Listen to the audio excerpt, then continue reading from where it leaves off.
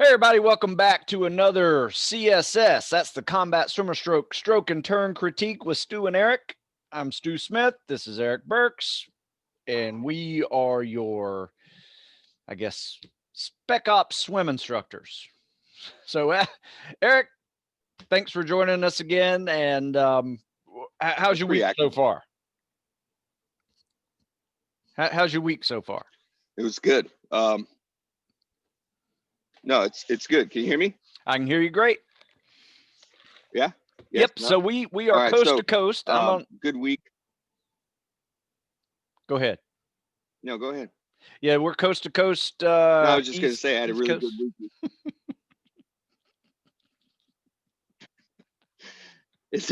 Is there an overlap? It must be. Must be. That's all right. Let's just roll with it. You know what? People are here to see us critique videos. So, you know what? Let's screw the banter. Yeah, let's get into it. All right. All right. So let me pull up a video here. We'll start with this one. And I will share my screen. This time we figured it out how to make it flawless. Can you see that, Eric? Got it. Got it. All right. So let me start him off from the beginning. Decent kick off the wall. This is a really good athlete. He's a non-swimming athlete. Likes to lift weights a lot. You can tell.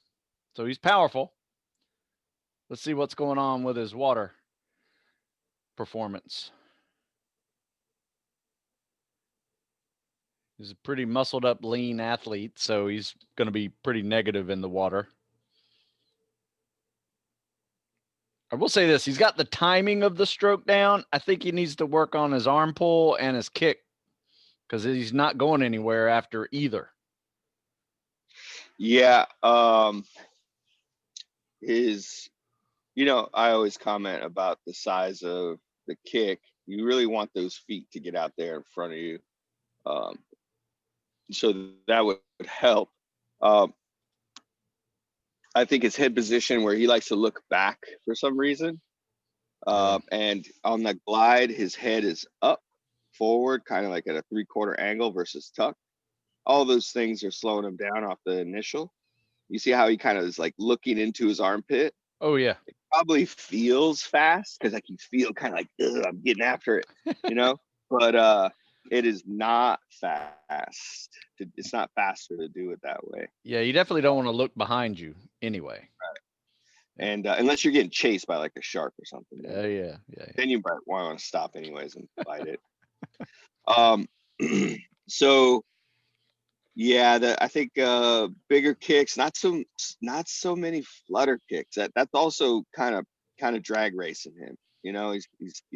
It's pausing his glide. Like, get some goodness out of that glide first. If you're gonna kick, use it, but then now you're immediately breaking it up. And when you could go straight into a bigger kick, you're just separating your feet enough to do another little flutter kick where you could have already started into your glide kick. And so I was swimming this morning, checking, just my kick and going, just trying to be mindful of how I move through the water. And that's one of the things that I don't do is I don't over flutter kick at all. Yeah, neither do I. It's a waste of energy. I mean, sometimes I'll time a guy in a 500 just to see where he is. And, I'm a little bored doing it. And so I'll actually start counting all his little extra flutter kicks. Right. And, it doesn't take you long to realize he's on pace to do 500 flutter kicks in a 500-yard swim. Yeah, that's too much. Hey, another thing too, bottom arm, a strong, like you see this with guys who are strong, who have, they're muscular, right? Yeah. And is his bottom arm, he's pulling down, right? Yeah, now, and that makes him go up to breathe. Right. You can see that. Right. So look how much of his body, like that's a great pause right there, Stu. Look how much of his body is above the water. So that's 7.5 pounds of head and probably another 14, 15 more pounds of shoulder, bicep, and even part of the pec. So all that is going to also drive you down. So Yeah. now you're going to have to that much harder to come up. And that's maybe why he's swimming with his bottom arm that way, because he feels a need to elevate himself out because he's been driven down so far. So if that bottom arm should be, again, you're pulling that in line with your body as much as possible. We had that conversation on the last show. Yeah, you mentioned you were practicing it with a skull, a breaststroke skull, when it's just a simple, almost like just a slight movement of the wrist and elbow versus a full arm pull. When I practice my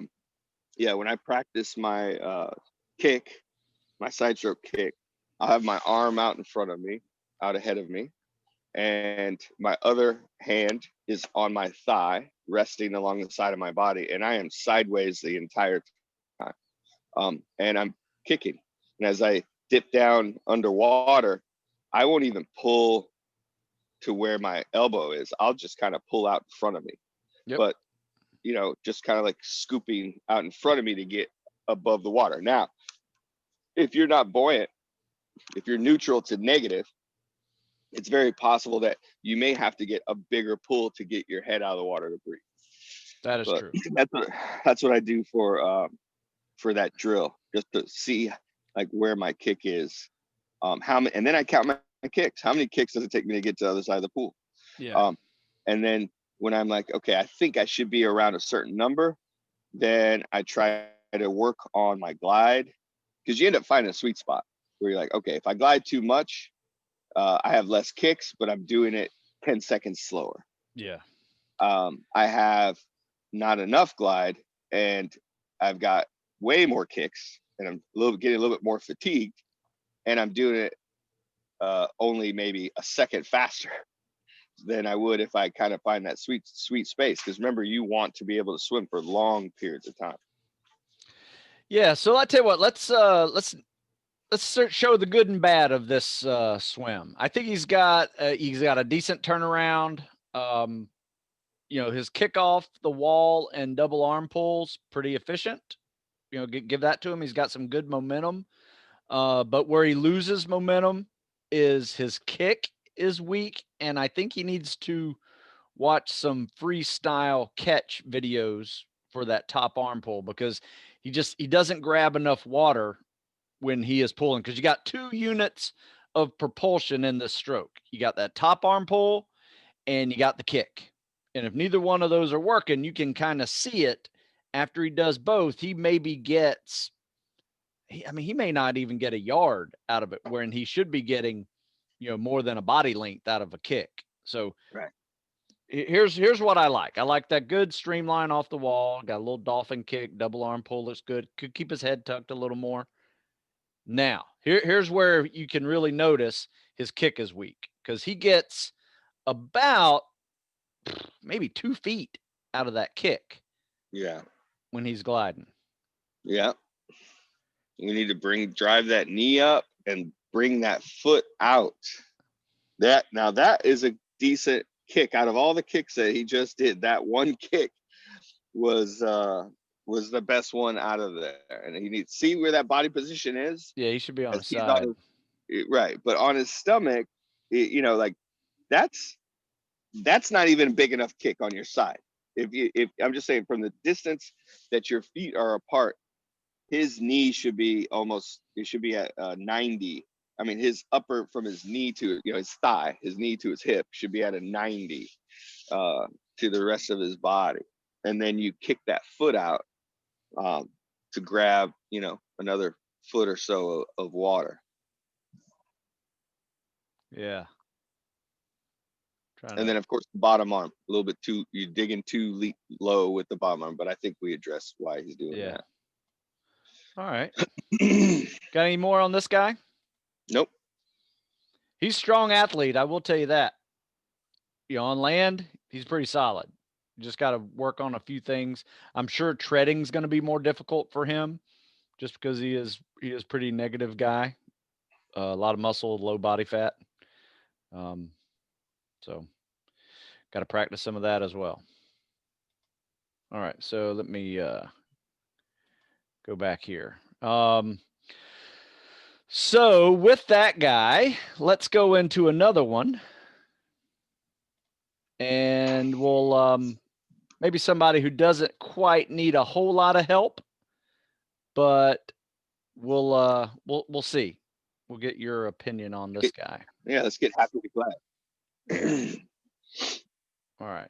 So you got that? Yes. All right. So this guy, I think he's pretty good. Good streamline, off the wall. Okay. See, pause. Yep. Back up, back that one up a little bit. So this is, yeah, I remember Head up. this one. So head up just the whole time. You just really stunting your the distance that you get on that push off.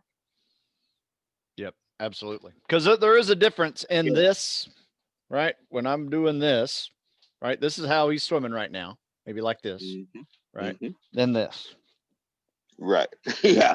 Right. And you know, it's good. And just now in the picture that the guy, everyone who's watching this will see, you'll see that difference. Like there's a much lower profile. Yeah. When you can see your ears, then you know your head is too high. Yep. There you go. That's the cue for me. Yeah, I would agree. All right. So now you see his kick. You see how big that is. You see his knees coming all the way up. Yep. I like that. Yeah, he's got a good kick. Like his knees. Look how high his knees is. That's what I've been preaching for the last how many ever weeks. So and maybe we don't, you know. And here's the deal. You can see his glide after it too. Yeah. And he gets a decent 1 Mississippi, sure. 2 Mississippi, 3 Mississippi. Yeah, I wish he would have flooded his much. Yeah. I believe that he would go almost as far without moving at all. Oh, absolutely. Based on the glide from the kick. But people feel a need to get extra propulsion, and you know, you just got to trust yourself. And if you don't, you don't have to trust us. Get in the pool, freaking do a 25 without flutter kick, and one with where you're just kicking normally. You'll notice that you'll start your kick rotation earlier, because all the time while you're flutter kicking, you could have been lifting that knee again to get another long, strong. You know, if flutter kicking was as fast without fins, then you would just flutter kick the whole time. Right, exactly. So why do we insist on wasting time going down the pool, the length of the pool, mixing up something that's not as fast as what we have to offer, which is that big, powerful freaking side stroke kick? Yeah, and plus for most people, it's a waste of energy anyway. I mean, they haven't learned how to really flutter kick. You know, like if you've been on a swim team and you've spent hours with a kickboard and you're just constantly flutter kicking for, you know, a mile, you know, just like a swim practice, you probably learned how to use an efficient flutter kick. But for most people, here's how I test it with people. I said, you really want to see how ineffective your flutter kick is? Kick off the wall and just flutter kick for as long as you can, holding your breath. Like you're doing an underwater swim and just flutter kick, stay in the streamline position and just flutter kick. And they might get halfway across the pool because they're just wasting so much energy. Their heart rate's skyrocketing and they're just, they're getting winded really quickly. I mean, if you're a runner, you know this, is that the reason why when you run and you keep your hands as still as possible on either side of your body, no crossover, all that stuff, but you're keeping them right here low, is because the faster you move your arms, the higher your heart rate. So it's the same thing with your feet. So why would you want to increase your heart rate? Yes. Unnecessarily. Yep. But anyways, so again, head up. Yep. Look at that. I mean, it's just so blatant. And a full rotation to his stomach every time. Look, try to stay on your side. Try to stay on your side as much as possible. That full rotation to your stomach, it might feel, I mean, you feel like Superman going through the water, but you're definitely not, you're not getting the speed that you need. You're every second that you waste or that you use, you don't have to trust me that it's a waste. Let's just say the word use. Every second that you use in the water inefficiently is working against you. Yeah, you notice this right here? This is actually his strong side. And if you notice, his he only has that quarter turn versus the full rotation on his belly on his weak side. So right here, he is, more on his side than he is on his belly on the strong side. Yeah, and much then when better. he's coming back on this side, he's over rotating a little bit. Yeah. Yeah, and his kick isn't as strong either. Yeah. It's just a weak side kick. Yep. But, you got to practice your strong and weak side. Sometimes you're going to have an instructor that says you need to be facing me the whole time you do this 500-yard swim. That's one of those arbitrary rules sometimes instructors will throw at you. That's crazy. Yeah. I mean, I've seen it. Let's say, argue it. Obviously this is the gatekeeper for you to achieve your goal. So, you could try to, be Billy Badass and then just not pass. And then, but so, but I'm just saying it doesn't from an operator standpoint, if I'm trying to get a guy to join me on a freaking SEAL team, I just need to make sure that, when we're out there in the freaking ocean, we're swimming off of the back of a submarine or out of an SCV or we just got dropped off by some ribs or Zodiac and we're swimming over the beach. I'm gonna say, hey, what side is your strong side? And then and then I'll face him. Yep. I'll face that person because I don't give a shit what side I swim on because I can do both. Same. With ease, so not a big deal. So like you have those discussions with your swim buddy. To say that you have to do it one way in order to pass a test is just a guy, I don't know, feeling his oats that morning, or freaking maybe him and his old lady got into a fight on his way to work. Fuck, I don't know. But seems a little ridiculous. But anyway, let's sometimes there's rules like that. One, I tell you what though, I have seen instructors get into candidates' heads really easy. This, you're Bud's instructor, by just changing the rules a little bit, maybe even saying, do this kind of push up, like touch your chest to the ground instead of touching your hand, chest to a fist, right. And, they get up and they take 3 or 4 push-ups away from them and the guy just quits right there and he's no longer in the SEAL training pipeline. Right. I mean, it happens, right. If you can't follow rules, the way the instructor, you can't follow rules, directions. Hey, fucking cut the red wire. Yeah. I think the blue one, motherfucker. I just said cut the red wire. Like, hey, don't throw a grenade right now. Like, so there's a reason why there's all these different things once you get into buds that we as instructors specifically roll out. So we could check for that comprehension, check for that team ability, that coachability. But if someone in a PT test is changing the rules to see what's in a guy's head, leave that to the buzz instructors. I would agree. Just test the guy, get the test done. Now, granted, all you people out there who need to take this test and pass this test to get what you want, be flexible, be like Gumby. Yep. No big deal, right? We had a saying in the SEAL teams, and when I do my mental performance coaching, I throw this out there once you get into it, which is it's mind over matter. If you don't mind, it don't fucking matter. So I hope this is not a PG show today, but that's how we talk. So you don't let things that bother you. Yeah. Just don't let things okay because it's small potatoes. Now, it doesn't mean that they're stupid. It's just not a big deal. Absolutely. Let's do another one. All right. So you good? Yes. All right. So this is another running athlete who has learned CSS pretty well. I think he's swimming in the low, maybe high 8s, low 9s, somewhere in there. So he's got his conditioning so he can handle it. Now we're just kind of fine tuning a few things. So here. I like his pull. I think his kick is pretty good. His ankle flexibility needs a little bit of work, but he's good. He's keeping his knees and feet together. Mm-hmm. As far as, you know, when they are together, they're not like spread out, so staying streamlined. He's at that kind of 3/4 turn, like that 45-degree angle, kind of, not 3/4, 45 kind of turn to push out. So I'm not mad at that.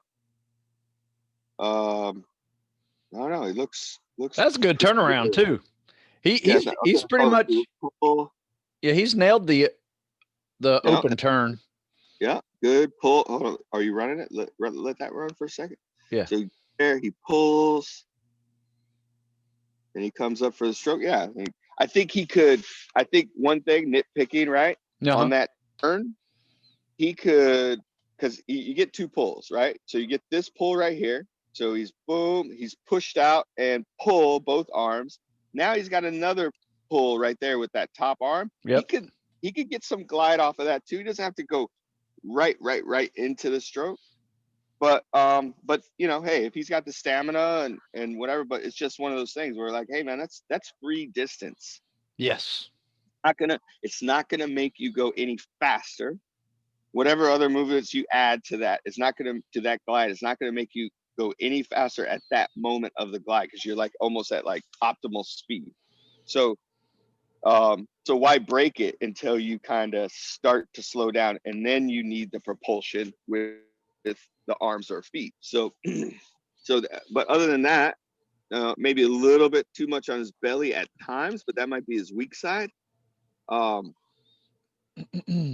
I'm a big proponent of just trying to, you could corkscrew through the water. That's okay, but I would prefer to just stay on your side the whole time, because when you add those fins and you're motoring with those fins, a lot of rotation is unnecessary, and you'll see that you won't really have to do that. So yep, anyway. That's a good point. I personally like to rotate a little bit when I'm without fins, but 100%. If you got a pair of scuba fins on, you got to stay on your side. Otherwise, you're cheating your kick every time. So let's do that. Let's show a pair of fins here. I think I had a pair of fins in here. Maybe I don't. Let's see who this is. Oh yeah, I do have a pair of fins. All right, hang on a sec. Let me share this. Of course you do. Yeah. There we go. So, kicking off the wall. I tell you what, someone with a big pair of rocket fins and kicking off the wall is a little awkward. So I typically will kick off. You got to kind of do it flat-footed a little bit, yeah, and then do some dolphin kicks to get your momentum going a little bit underwater.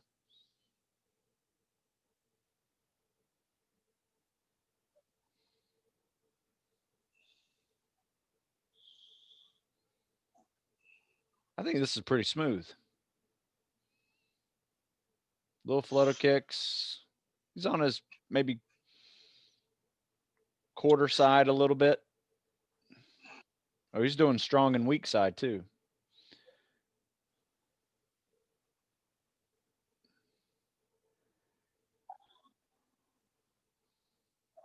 You know what's a good experiment is do your time at about 75% effort with the fins.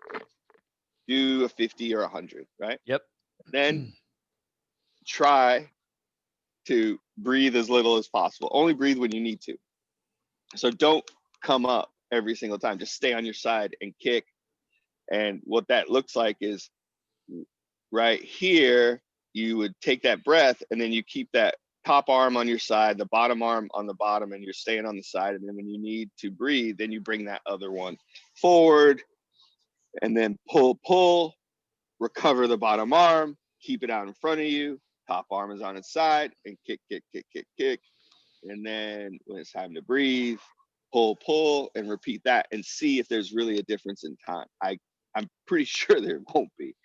Yeah. You might actually go a little bit faster. Now, we're not testing with fins on, right? So But so see, here's the issue that people have when they first start doing this. They throw fins on too early. Yes.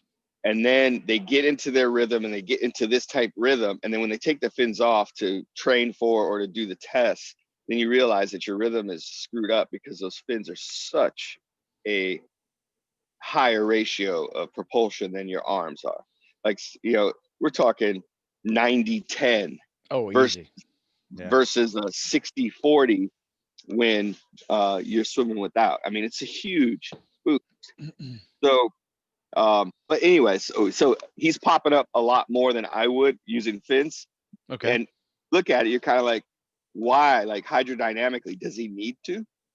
I mean, if you're trying to look like you're doing side stroke, the classic side stroke, for sure, you look like you're doing side stroke.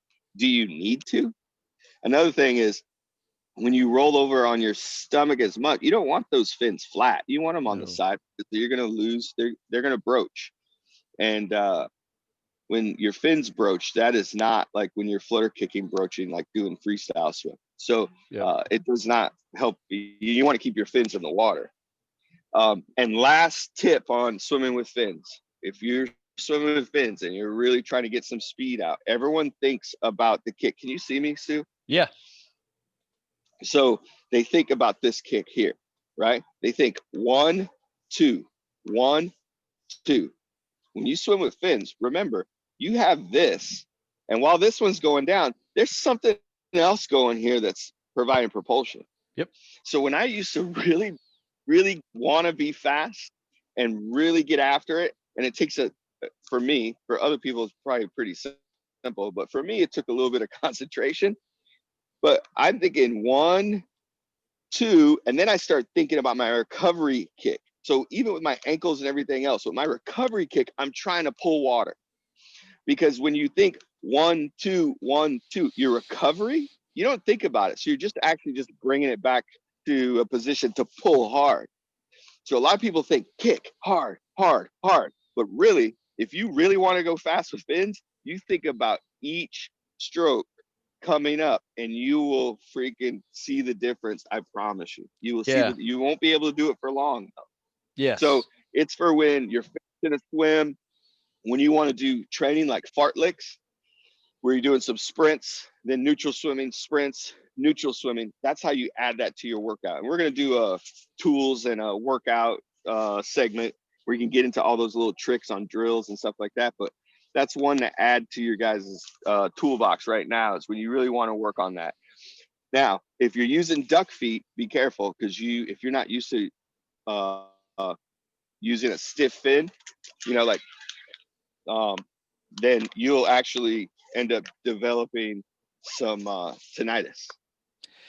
Yeah, you definitely you your might ankles will have some other soreness. That's what but I if you have like a fin like this, where it's kind of one of these kind of like very flexible type fins, then this is what I would recommend working out at. Yeah, starting off with for sure. You know, slowly build your ankle mobility with those little slip-on flippers, and then you put on the big scuba fins that require wearing booties. Otherwise, you're going to eat your feet up. A lot of people don't know that. Yeah, that too, right? For sure. Yeah. All right, so but we're going to cover all that stuff.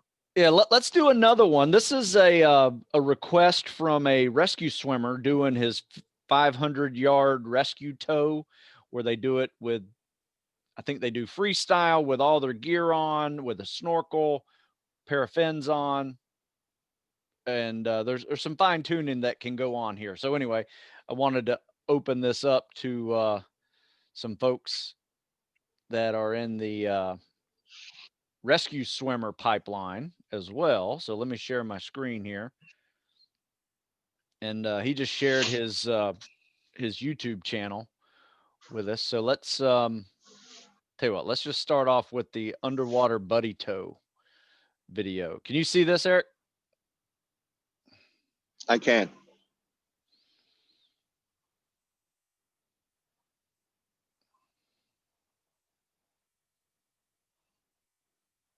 I wish we could do rescue swimming in buds with a snorkel. That is a put out evolution. So here's something I see. I see that Okay, bottom so arm being a. Go ahead, Eric. can you make that full screen? Yeah.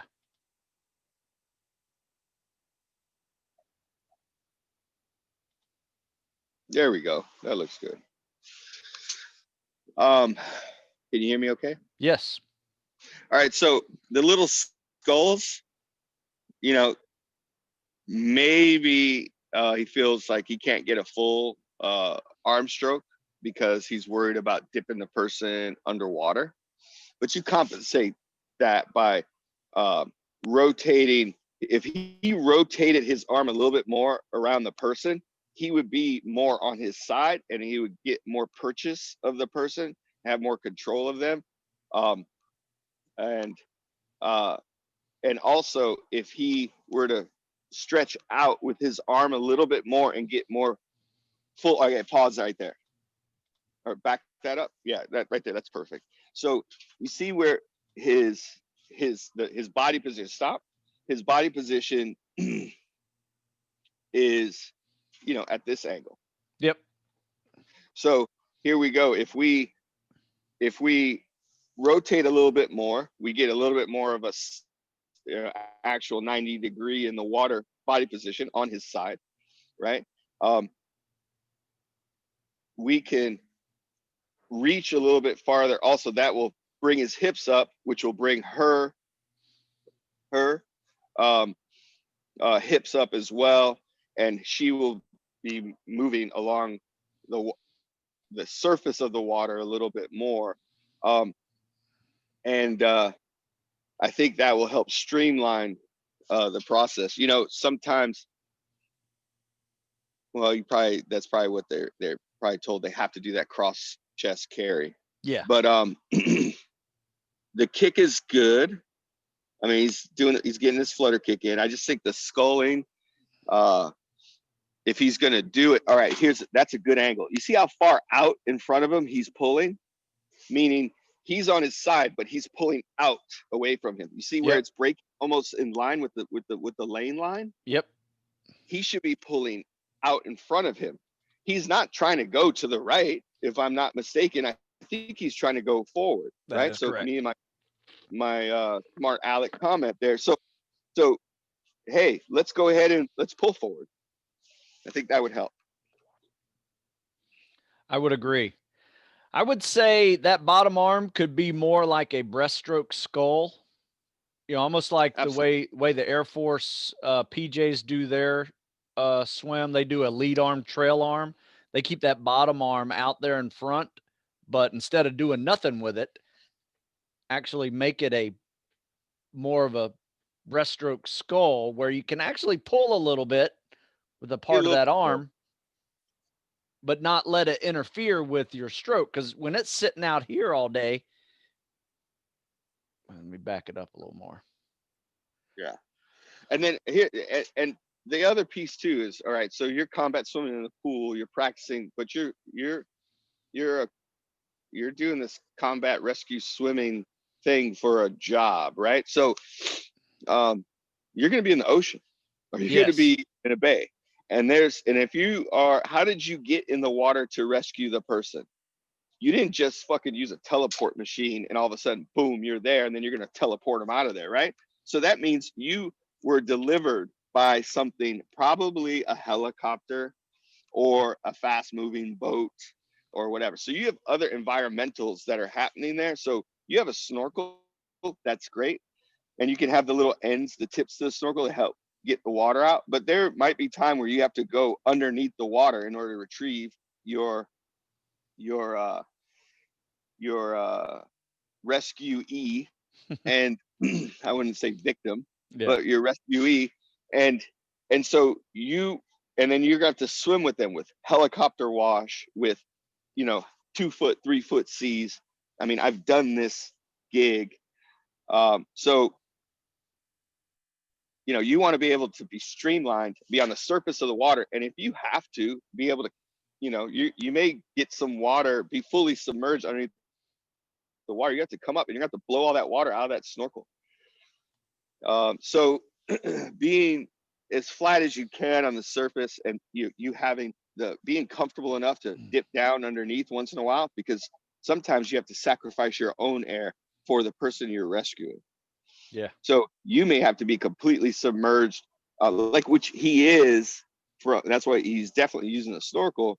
But even sometimes your snorkel will get underwater, and so you have to feel comfortable getting that kind of sideways, very streamlined position, and try to move your hip up to get your victim completely out of the water, or at least, obviously where they're breathing and everything else out of the water. Anyway, so that will help. All that body positioning will help with all that. Yeah.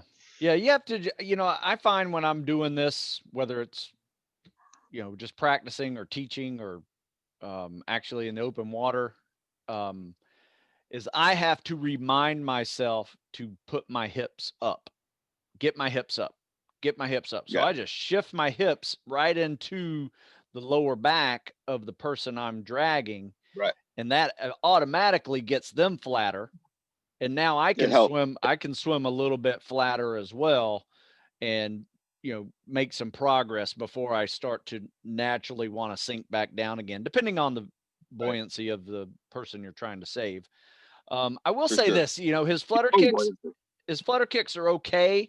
I think he could use more hip action versus the bicycling of the legs. Yeah, I totally agree, Stu. I think he is bending entirely too much at the knee. Yeah. I think it needs to be more of this. Concentrate on your feet. Concentrate on moving your feet. Try to keep your legs relatively straight, but concentrate on moving your feet, and then everything, because that's what's propelling you. Your knees and your hips and your thighs and your calves aren't moving you through the water. It's those big ass flippers on the end of your feet that are moving you through the water. So those I are always huge ass fins too. I mean, look at those things.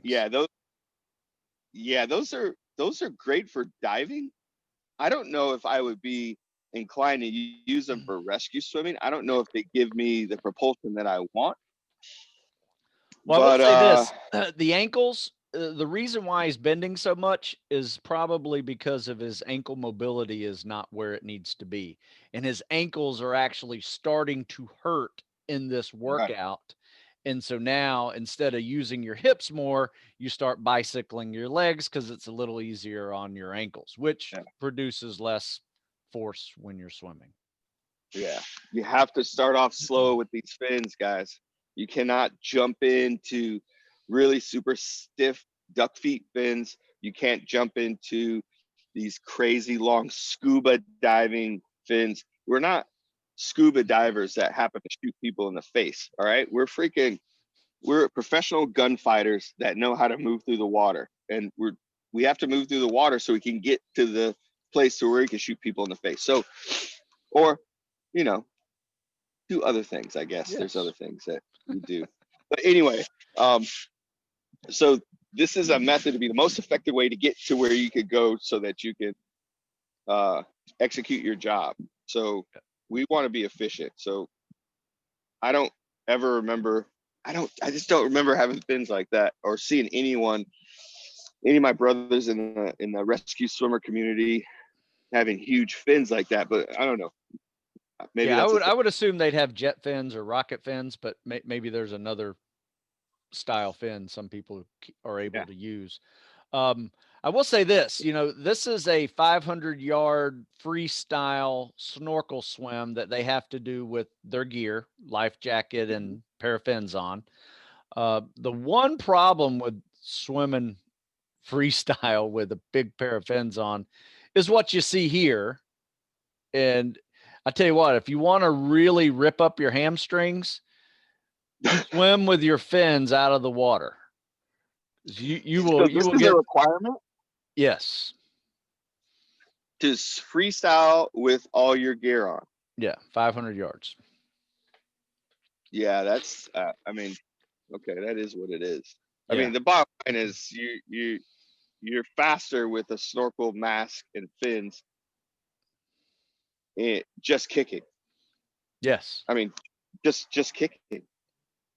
I mean, so if the intent is for you to be able to move across a a body of water, whatever it is, at a certain distance as fast as you possibly can, then this test is basically not supporting whether or not you could do that efficiently. But or they could be like, hey, if you could do this, then when you really do it, you'll be fine.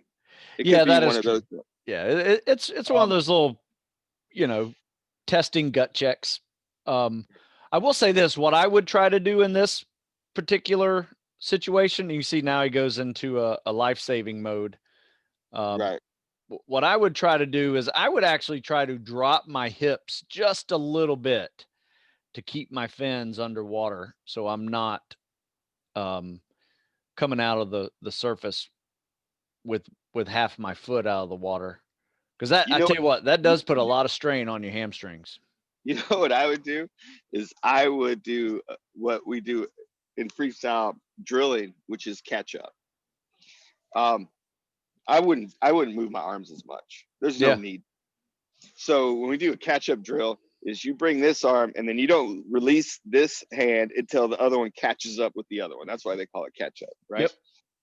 So I would be doing something of that nature because you're just getting tired moving your arms that much for no reason. You're not getting any extra propulsion when you have those fins moving you through the water like that. Yeah. Now, unless they ding me, like what, as long as I, took 2-3 strokes per distance, per length, or would you pass? I don't know. I don't know if they'll allow you to do that or not. Or they expect you, but freestyle stroke is basically just an over the water recovery, right? So with both arms and a flutter kick. So if you're flutter kicking and you're doing an over the arm recovery, who cares if you do it every so often, if you make the time? And then that will save your strength for this nut roll right here, which is having to take this person. And again, where's his? I would much rather like to, got to get that hip in the small of the back, which I think it kind of is. But you see, again, he's sculling out in front of him, right? We're just think of the concept, like you're using a oar and you're rowing, right? If you're pulling this way, you're kind of pulling at an angle. You're losing some forward momentum, so let's not do that. Okay. All right. So here's another freestyler. Yeah, it's just the same guy. I think the same swim. They just have a lot of different views of it. Okay. So all right. So let's look at the underwater piece of this. So not bad. Close your fingers. I mean, if your thumb is going to be out, okay, that's fine. Try to close your fingers. Why are you allowing another 6 inches per stroke to freaking escape you? So per hand. Yeah.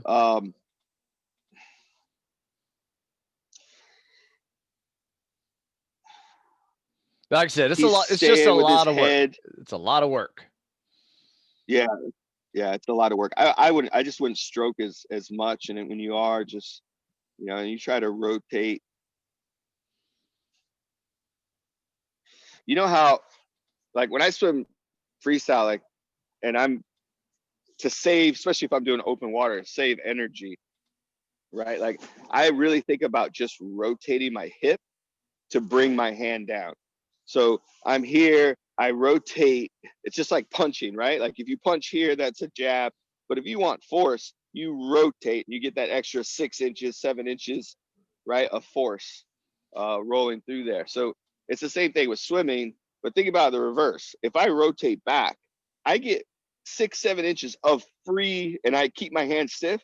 I'm actually pulling 6-7 inches of water for free, with no effort, right? The effort is just keeping my hand stiff as I rotate, and then I finish my stroke and then recover. So when you're doing open water swimming, I call it restful swimming. When you concentrate on the rotation, right, that will reduce your fatigue. But what it also does is it puts your body in that sideways 3/4 motion, and where you could really kick without broaching. Gotcha. So really, when you're doing this freestyle swimming, if you rotate a little bit more, your fins, instead of being like this, they'll be like this. and they will not broach. So as you're rotating, it should be more of a 2 beat. Now you're flat. That's another 2 beats. And then another 2 beats on your side where you get good propulsion. So really the concentration on where your stroke is should be when you're here and then when you're here. Then you'll be able to kick out of the 6 beat kick. You'll be able to kick extremely strong with fins, not broach, 4 out of those 6 per stroke. And I guarantee you'll move faster. So that's what I would do. Yeah, that's good. Like I said, I wanted to show some rescue swimmer footage there. It's a cool job. Thanks for doing what you do. Saving a life is always rewarding. But you notice the difference in that helicopter chop that was on there compared to that swimming pool swim. I mean, there's a lot going on when you're in open water. So you got to do it really well in the pool, because open water is going to take some of your competency away from you a little bit. You got time for one more? Yeah, let's go nuts. All right. So I beat this guy up pretty good with his stroke the other day, but I want to see what you thought of this.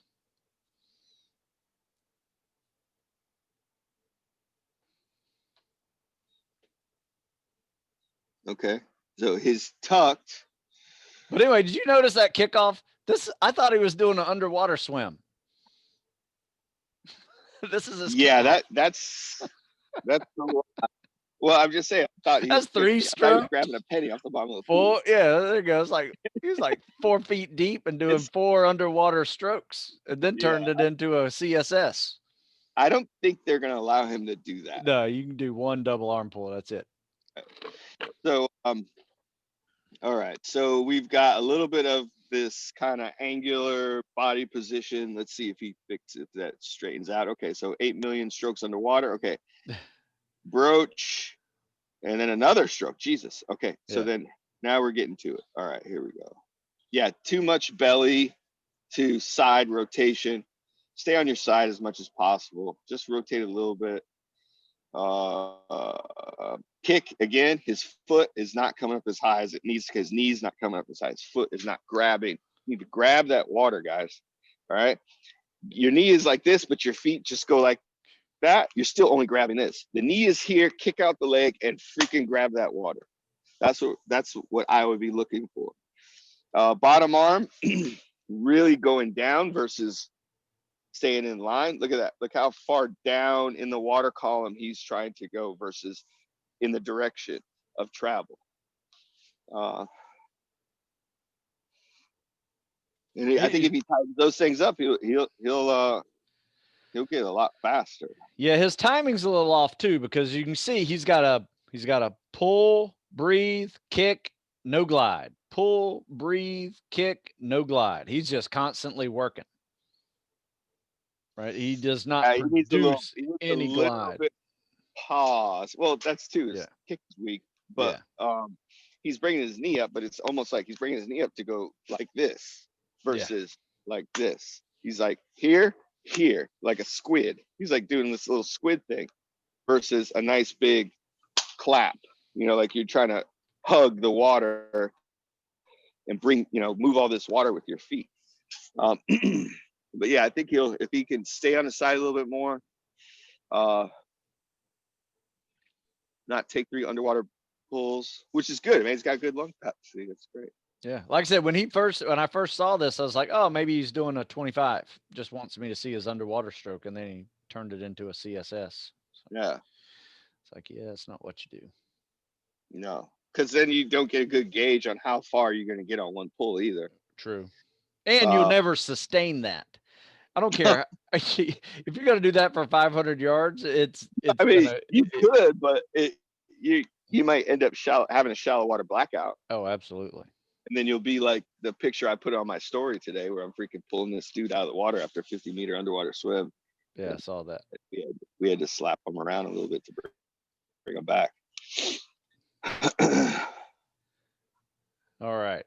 Any more on this? I agree. Right. I think top arm pull needs to be a little better. Bottom arm pull needs to fix like a breaststroke skull. So in my nutshell of a opinion here. Top arm needs to look more like a, like I said, go search freestyle catch, learn how to do that. Then the bottom arm is a breaststroke scull, and then get the kickboard and practice scissor kicking the way Eric was telling you earlier. Kick and glide, kick and glide. So there you go. All right. Stuff, Sue. Yeah. Yeah. So we'll do this again next week. You guys send in some videos for us to review. And if you got other ones that you want to show us, treading water, bottom bouncing, whatever, I don't want to see you guys practicing long underwater swims by yourself. Don't do that. Or long underwater swims if you're not used to doing them. Drown proofing. Yeah, don't tie yourself up. Don't tie yourself up and throw yourself in the pool. Do not do that. Simulate drown proofing if you're going to do it. The way we do it is we just pretend our hands are tied behind our back and our feet are together. We go through the whole drown proofing test and it takes 10, 15 minutes. You do that as a warm up. That's a great little swim warm up with some pool skills thrown in there. So, yeah. And if you want us to review something like that, we could do that. Yeah, absolutely. What would your tip of the week be if it were to add a piece of gear to someone's training? What would you say is a good starting plan for someone like many of these people that we just saw swimming that are in the pool enough to kind of understand some of the techniques that you're talking about, but also just a beginner at swimming and needs to fine tune some technique? The first thing is a kickboard. You have to have it. You have to add the kickboard. Remember what we talked about. Without fins, we're looking at, I don't know what the ratio is. I'm not a swim scientist. I just know how to do it in all kinds of different environments and teach it. Yeah. But kickboard, because the numbers are clear that you use just as much, if not more, of your legs when you're kicking, when you're doing this stroke without fins. So it's a 60-40 piece of it. And then when you add fins, it's at least 90% of the stroke as far as propulsion, at least. So you got to use a kickboard. You got to work on your kicking. All right. So add that kickboard to your warm ups. All right. Let me just swim down, just freestyle or freaking backstroke, breaststroke. I don't care what it is. Do a couple hundred of that. Do a couple hundred of just maybe whatever you think your perfect side stroke is. That's fine to warm up. And then do at least 200-300 with a kickboard here, just working on your combat swimmer kick. All right. Then do maybe a 50 or another 100 of just flutter kicking on your side. All right. And then use both sides. Make sure you're using both arms and you do that for both sides. So your warm-ups, you can do a little shakeout, like, there and back, or maybe 100 of whatever you want, but probably about 300 to 400 yards of just kicking. Yeah. Add that kickboard. That would be the number one thing. You need to get used to it. Kicking. You need to know what right feels like. Yep. That's a really good point. One thing I did last week was a guy's kick was all jacked up. And so I said, here's what we're going to do. We're going to add a kickboard to this current workout that you were doing. And I typically have these guys swim 50 really hard and then try to catch their breath with a combat swimmer stroke 50. Call them 50-50s. It's a good little conditioning and technique drill you can kind of mix together. So what I did, I took that away from them and I said, you're going to kickboard 25 down, work on that side stroke kick, just leave it out there, try to glide 2 seconds every kick. So every time you kick, hold that glide for 1 Mississippi, 2 Mississippi. Then when you get to the other side, drop the kickboard off and then swim a 50 combat swimmer stroke, practicing exactly what you just did on that kick. Start seeing if the kick can blend into that CSS. And then every time you come back to where that kickboard is, you do a 25 with it. So you go through that 10 times, you got 750-yard workout, 250 of it's with a kickboard, 500 of it's with CSS, in sets of 50s. It's a good way to work on both conditioning and technique at the same time while we focus solely on the kick. So that's just a way to do it, not the way to do it, just a way to do it. Absolutely. And don't forget that. Say that again. And don't forget that cool down. Yeah, Warm up, work, cool down, cool down, cool down. Super important. All right. Cool down in the pool. All right. So you do your warm up. Part of your workout might be drilling, or part of your warm up might be a drill.